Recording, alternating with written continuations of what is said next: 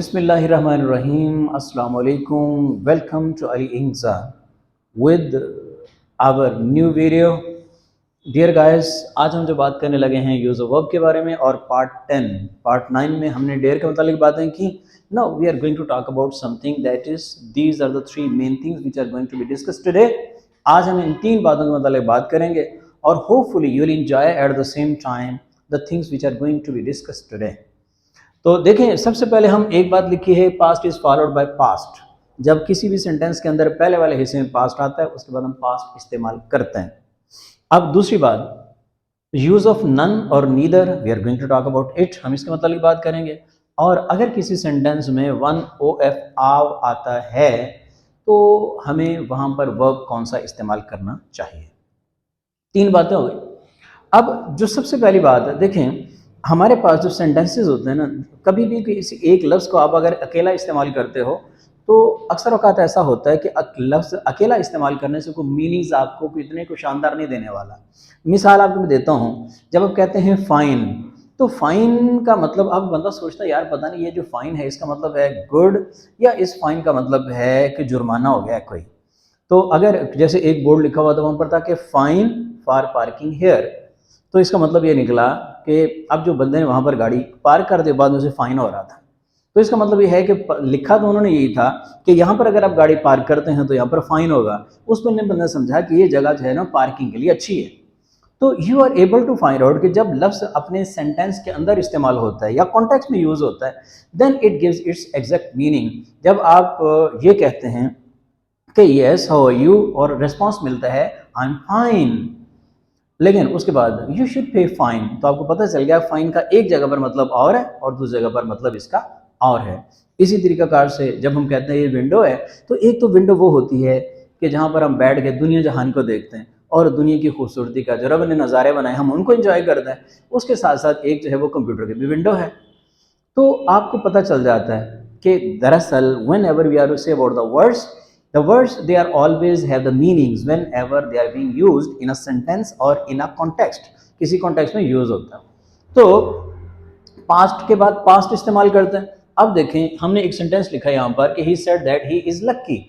इस sentence के अंदर आप देख रहे हैं this is the first part of the sentence and this is the second part of the sentence. ये दूसरा हिस्सा है and they are connected with that के साथ जुड़े हुए हैं. तो अब यहाँ पर सेड बता रहा है that this is the past, ये पास्ट है. तो जब ये पास्ट है तो आप इज आर एम को भी पास्ट में कन्वर्ट कर देंगे और आप लिखेंगे वॉज. तो he said that he was लक्की.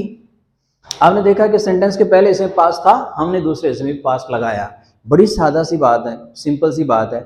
इसका मतलब है कि अगर अगले वाले हिस्से में कहना है तो उसको कुड में चेंज करेंगे, अगर मे आया तो माइड में चेंज करेंगे, अगर विल या शैल आता है तो वुड में चेंज होगा, और इसी तरीकाकार से अगर इस आर आता तो वाज वर में चेंज होगा, हैज़ या हैव आता तो हैड में चेंज होगा. ये तो थी एक सादा सी बात जो हमने कहा कि past is followed by past, कि पास्ट के बाद पास्ट ही आता है. एक और इसकी मिसाल देख लेते हैं. There is another example for you guys. She asked what she will do. यहाँ पर आस्क्ड आपको बता रहा है ये जो पास्ट है, सेकंड फॉर्म है ना, ईडी लगा हुआ रेगुलर वर्ब है, तो इस वजह से दिस इज द पास्ट. जब पास्ट है तो हम देख रहे हैं कि दूसरे वाला हिस्सा आपका ये है शी विल डू, जो वट है वो इसको कनेक्ट कर रहा है. तो शी विल डू हमें पता चल गया कि जब यहाँ पर आस्ट हमने इस्तेमाल किया यानी सेकंड फॉर्म लगा रहे हैं, पास्ट लगा रहे हैं, तो हमें विल को भी कन्वर्ट करना पड़ेगा वुड में. और सेंटेंस हो गया कि she asked what she would do. अब ये तो थी जनरल बातें, रूटीन की बातें जो हम करते रहते हैं कि बाहर पास्ट है आगे पास्ट लगा दो. लेकिन आपको पहले मैंने बताया कभी भी इतनी जल्दी चीज़ों का फैसला नहीं करते कि ठीक है जी यहाँ पर पास्ट आ गया सारे पास्ट लगा दो. हमें देखना पड़ता है कि अगले वाला जो हिस्सा है कोई यूनिवर्सल ट्रूथ तो नहीं, कोई फैक्ट साइंटिफिक फैक्ट तो नहीं. अगर तो वो यूनिवर्सल ट्रूथ है. अच्छा एक और बात यहाँ पर साथ साथ बताता हूँ. बहुत सारे लोग कहते हैं truth I am speaking truth. तो लफ्ज़ ट्रूथ नहीं होता. इसके लिए थोड़ा सा रिलैक्स होकर थोड़ा सा स्मूथ साउंड के साथ आपको कहना पड़ता है ट्रूथ.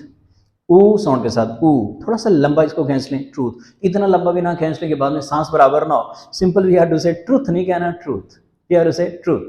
हमने ट्रूथ उसके बारे में. अब जब मैंने ये बात कही अगर कोई यूनिवर्सल ट्रूथ है या कोई साइंटिफिक फैक्ट है फिर हम अंदर टेंस को चेंज नहीं करते। हम देख रहे हैं कि सेंटेंस नंबर 3 के अंदर यहाँ पर जो है हमने सेड इस्तेमाल किया, लेकिन अगले वाले हिस्से में इज को वॉज में कन्वर्ट नहीं किया।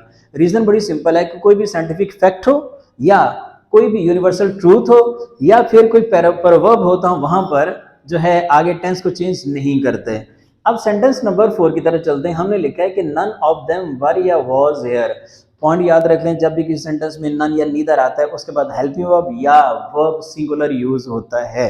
अब इसी वजह से वी हैव चूजन हेयर, यहाँ पर हमने जो we have chosen here was, हमने वॉज को चूज किया, हमने यहाँ पर वर को चूज नहीं किया। अब सेंटेंस नंबर 5 भी बिल्कुल इसी तरह से है कि none refuses to accept my offer. आप देख रहे हो कि ये जो वर्ब है यहाँ पर वी हैव एडेड एस, हमने एस को ऐड किया। रीजन क्या है? क्योंकि जब भी नन इस्तेमाल होगा वर्ब के साथ को एस ऐड करना होगा, सो दैट वी मे से, चूंकि नन का मतलब है नो वन, कोई एक नहीं, तो नन नो वन, तो इस वजह से एस आप इस्तेमाल करें because the subject is going to be singular.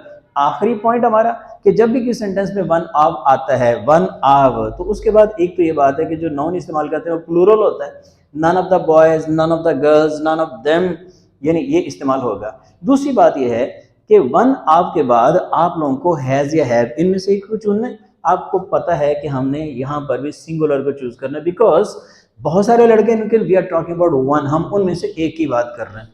अब जो बात हो गई, we are going to have the recap dear guys, so very quickly we are having this. तो देखें जरा, पास्ट फॉलो बाय पास्ट, लेकिन एक बात का ख्याल रखें कि जब पास्ट पहले तो आ रहा है लेकिन दूसरे वाले हिस्से में फिर आप अगर प्रेजेंट रखते हैं, इसका मतलब कोई यूनिवर्सल फैक्ट है, कोई यूनिवर्सल ट्रूथ है, कोई साइंटिफिक फैक्ट है या फिर कोई प्रोवर्ब है, कोई कहावत है, कोई एपिग्राम है, तो वो प्रेजेंट में रहेगा, वो चेंज नहीं होगा। दूसरी बात, नन और नीदर के बाद हेल्पिंग वर्ब और वर्ब सिंगुलर यूज होता है। और तीसरी बात, वन ऑफ जब भी आता है उसके बाद भी हेल्पिंग वर्ब और वर्ब सिंगुलर यूज होंगे। तो एंजॉय इट एंड इंशाल्लाह in next video will meet again. अल्लाह हाफिज।